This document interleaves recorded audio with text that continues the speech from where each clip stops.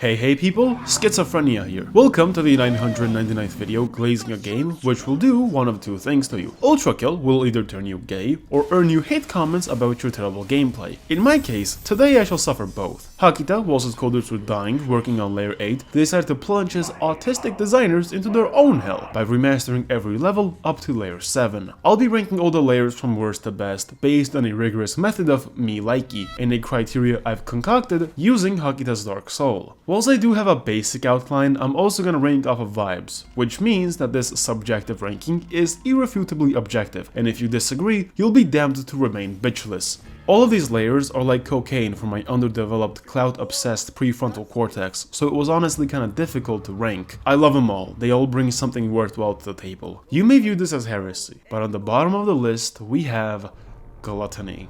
Most of the worth of this layer comes down to the Michelin Man and the unloved older brother. I don't really have anything bad to say about Minos, but Gabriel's appearance kinda loses some of his magic for me, cause the boss fight gets repeated later, making his appearance less exclusive, less magical, but I suppose the Gluttony shouldn't be held accountable for that. Aside from this, the layer basically offers nothing unique. No new enemy introduction, no weapon secrets, no interesting level layouts, not even any proper lore implications. Many people to this day believe this layer takes place in Minos' stomach, which would have been cool if Hakita didn't confirm otherwise in one of his gushing over Catholic robot mythos streams. Hakita said that this layer doesn't take place in Minos' stomach, so it gets points reduced because of that. Minos' mouth was merely one of the many ways to get into Gluttony, referring to the haphazard hell transformation from Dante's Inferno. To its credit, the Minos boss fight does take place inside Minos' stomach, so that part's cool. The real meat of this level's lore lies after beating Minos and Gabriel, which is also really nice. But overall, the layer's basic structure is just Prelude if Meat Canyon had his way with it. Limbo. I love Limbo, and I had a hard time deciding where to place this layer, cause it's just mwah, chef's kiss, especially after the revamp. It precisely foretells what I see when I'm off my meds. The layer has this eerie but somewhat peaceful vibe to it, which never gets replicated in any other layer. A fake open sky accompanied with equally fake trees, grass, and chirping of birds, all tying into a nice bow with some displays being cracked and broken, revealing Prelude's dark, dingy architecture underneath. I value this down-to-earth, bright and somberly disturbing atmosphere greatly, especially since it basically gets obliterated with the amazing transition between level 1 and level 2. It goes from calm heaven to reminding you that you're in the first layer of hell. This layer also introduces 2 new enemies and 2 new weapons. Sorta new. The drones are sweet little skibidi boys until they get mad and decide to kamikaze into like the average Japanese Imperial pilot. The lore behind these little guys is dope, as they have high intelligence, which is rare among machines, cause they went from being floating cameras to floating cameras with guns. The other new enemy this layer introduces is the Pyrocynical fan club members, and I am deeply disturbed just how accurate that statement is, and I'm not even gonna tell you the other lore. There are some nice bits of secrets sprinkled around this level too, like being introduced to the game's first interactive buttons, which unlock a weapon variant later on. We'll talk about the revolver later on, but right now we get introduced to the nail gun, which is alright, I guess. This layer also builds up to a few things lore-wise, both with environmental storytelling and with a book, like with the mansion owner's diary and Gabriel's imagery everywhere, which foretells his future involvement. Speaking of Gabriel's boss fight, this layer has 4 boss fights, most in any layer. Prelude doesn't count, cause most bosses here are merely introductions to enemies. Big Dick Cancerous Rodent is my goat. I will tolerate no slander. The Ornstein and Smo boss fight is cool. The magic is a bit gone, cause we fought these enemies 2 times, but it's still cool, they're blue now. Hideous Mass also has a good wow factor, cause it's the first time we get to fight a non-humanoid massive entity. And of course, you have the main star of the show, V2, who I dream of cracking every single day, both for blessing me with the red arm and for her presence. Why do I call V2 her? Cause fuck you.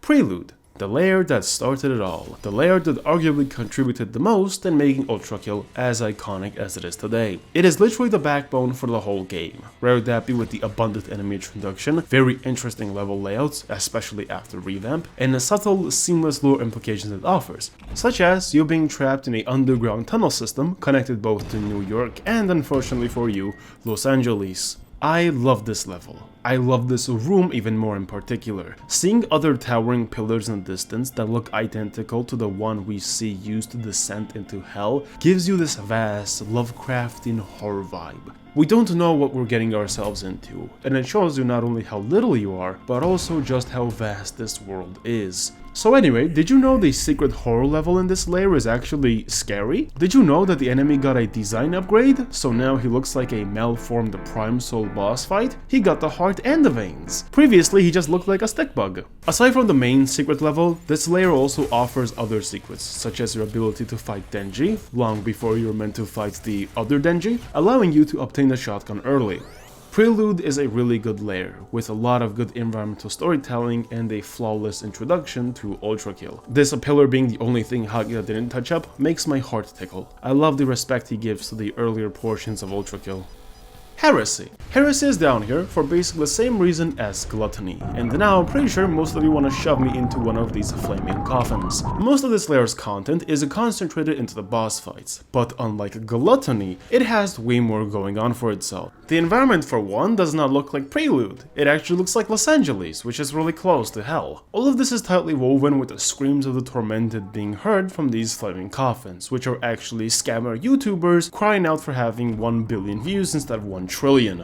I think there's someone hanging right there. Additionally, the P2 boss fight has a whole level attached to it. You need to go through a whole gauntlet to reach this piss-tinted terrorist, which I appreciate, especially since one of my criticisms for Gluttony is how short it is. Having something more to do for P2 is a welcome change. But speaking of boss fights, you can fight the 2 Sisyphean insurrectionists here, mirroring the Ornstein and Smoke. Oh my god. Fighting the Insurrectionist and Denji together would be a go-to Dark Souls reference. It would actually be Ornstein and Smoke. This level also reuses 2 hideous masses for its boss fight and reintroduces Pochita as a regular enemy. The little Denjis are okay as regular enemies, they always felt like that, but the hideous mass felt like a proper first boss fight, a completely distinct entity from everything else. So reusing them kind of removes some of that magic for me. Although this layer does get bonus points for Armor Boy. Wrath. I absolutely love this level for a multitude of reasons, and the first reason is its interactivity. This level is centered around this flooded room, and you can break some valves and drain the water out. I really like this interactive element of this level. It tickles my immersive sim-obsessed brain in all the right places, especially since it leads to my favorite secret in the whole game, the fishing level. This level unironically has done more irreparable damage to the ULTRAKILL community than the CIA's introduction of crack to black communities. There are 3 addictions in the ULTRAKILL community. Addiction to smashing V1 and Gabriel, either simultaneously or separately, mainly an addiction of the homosexuals, the addiction to mind flayers. This mainly plagues the last 4 remaining straight ULTRAKILL fans, including me, and for the socially acceptable bunch, we have Size 2 fish obsession. This level is the origin of Size 2, which is not real. Move on. It is not real! This layer also introduces 2 new enemy types, the thick booty snipers and a statue which gives enemies creative mode. The next level is no slouch for secrets either, with its openness allowing for not only a contrast to the first level, but also giving the developers free reign to dot it with dozens of secrets, lore elements, and some of the best set pieces in the whole game. There is a DJ Hampter sacrifice to Hakita right at the level's entrance, the lighthouse reference is off to the side, which you might recognize from the Fortnite meme, and this additionally reveals that V1 can skip across water like a rock. The lore in this level is absolutely stunning, with it recounting the final war's elements and the aftermath from the ferryman's perspective, as they see how their river of Styx turned into an ocean of damned souls. Reading this only to then fight the ferryman was a good setup and payoff. Bonus points for good storytelling. The boss fight also gets points for giving you multiple options to handle him. You can either give him a coin and avoid the fight, or just break his cute statue. The next level, outside of just teasing the upcoming Size 9 fish fight, also gives you the rocket launcher in the most metal fucking way possible. It being attached to a ferryman's corpse with a painting of its former glory being plain to see behind is a stellar imagery. There are many other paintings like this, which give Gabriel insane Napoleonic levels of aura. Too bad being beaten by a glorified tripod puts you in a generational aura debt. Lastly, the final boss fight is absolutely stunning, from the build up to me shoving my 9-inch chainsaw in its Evangelion referencing face. I particularly love the fact that you can parry its own mouth into itself. Goated boss fight, goated lore, 10 out of 10. Greed for the longest time used to be my favorite layer of ULTRAKILL. I loved exploring every bit of this level, and loved discovering its small secrets, like the old models for these monuments being hidden behind the new ones. Some of these monuments even have a beating heart inside, which is actually a plushie of one of the developers, and some of them even offer shelter to these little sand boys. The lore drops for Sisyphus, the various level hazards and interactivity, and the ability to skip most of it for speedrunning purposes is really cool. Hakita and the dev team tirelessly made these levels, but they don't shy away from making it skippable. They don't limit your freedom in that sense. The introduction to the dual wielding, tri-wielding, and quad wielding is also really cool, and as if the game couldn't get any better, you can use 4 sharpshooters and basically fly. This layer also has the most diabolical secret of them all. Every other secret, aside from a specific dating sim, never diverged too far from ULTRAKILL's basic mechanics. What? Looks like you're at the...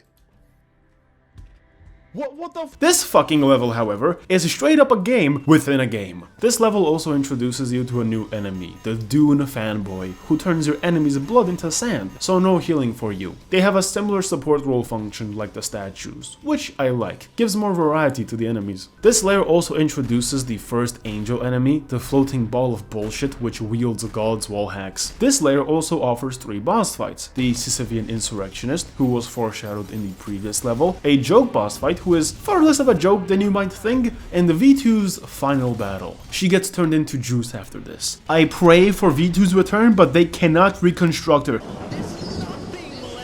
On another note, in this level you can also obtain the variant for the nail gun, the saw blade, in a room which houses the titanic rotting corpse of Sisyphus, and you can also learn a lot of things about him in the books sprinkled across this level. Lust. 3 reasons. 1. Sheer heart attack. In my opinion, the best, most well-structured and paced level in the whole game. 2nd. 2 of my girlfriends appear here. The Mind Flare and the Mirage. 3rd reason. Minos and his gooning hand. I love the concept of pairing his fist into his own face. Violence. This is where it all started. The layer was so damn good, so high in quality and vastness, that it prompted Hakita to go back and elevate every other level using violence as the new standard. This layer is an absolute masterclass in level design and storytelling, with each level basically being the size of 2 or 3 levels from earlier layers, and the content is more than adequate for its size. We get a whole rogues gallery of new enemies and bosses for this layer, from JoJo fanboys to the big generator from Poland, from the Gutterman and the Gutter Tank to the not Minotaur, from the Centaur defense system to the fucking island boss fight itself. This level has everything, and is perhaps the most lore-heavy layer in the whole game, with the most books, notes, visual storytelling, and direct narration present in the whole game. It also introduces the jackhammer, the only melee weapon in the game, which has a really unique movement mechanic attached to it. It's overall a fantastic layer, with a lot of set pieces and visually distinguished levels. Cleaning. The cleaning-centered secret level is a very interesting diversion from ULTRAKILL's usual pattern of causing chaos, but instead of just causing chaos now, you also gotta clean it up. Honorable mention, the museum. This is ULTRAKILL.